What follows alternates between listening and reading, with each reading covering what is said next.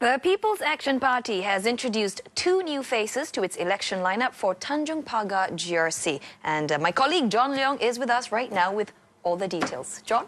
Yes, so Telly, the two new faces are former senior police officer Melvin Yong, who had officially retired from the police force less than a week ago, and grassroots veteran Joan Pereira.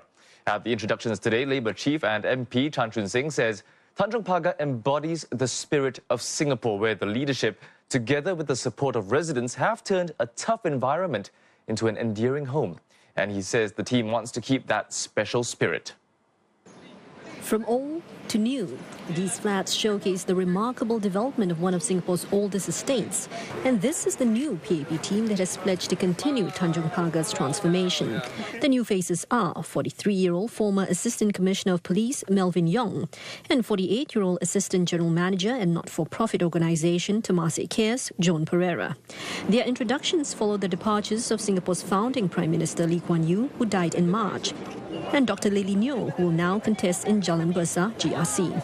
Mr. Yong has served as a grassroots volunteer for 13 years, and in his role as a police officer, he had initiated several community projects such as the Delta League, a nationwide youth engagement program. He said he decided to go into politics as he was inspired by the dedication and commitment of the PAP leadership. When the offer came for me to take a step up and say, why not join the PAP team? Because we want to do good, we want to do a lot of things for Singapore and Singaporeans. I've decided to take that offer, and I hope that Tanjong Pagar GRC residents will give us the opportunity to continue to serve them and to make the GRC and Singapore a much better place for all of us. Ms. Pereira has served 25 years in the grassroots. Formerly with the People's Association, she was at the forefront of promoting the wellness program for the elderly across all 87 constituencies.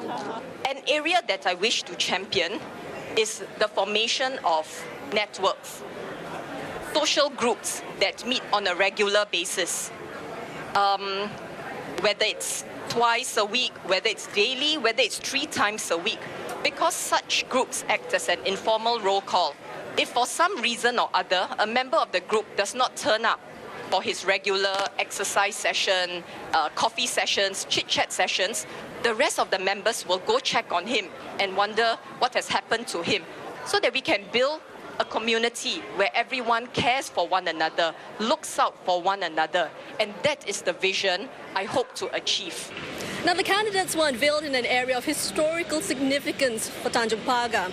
I'm at Tanjong Pagar Plaza, one of the older developments here. Just a stone's throw away is the towering 50-story pinnacle at Duxton. Now, this is the division within Tanjong Pagar that was held by the late former Prime Minister Kuan since 1955.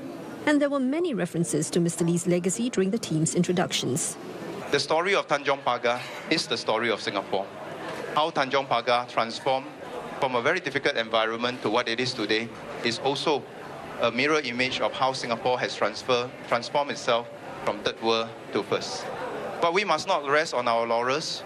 We must, as Mr. Lee has constantly reminded us, to make sure that each and every living moment of our life to continue to strive for better living conditions for our residents, to make sure that Singapore can continue to be at the forefront in the League of Nations, so that all of us can benefit, all of us can continue to live the dreams to be called Singaporeans.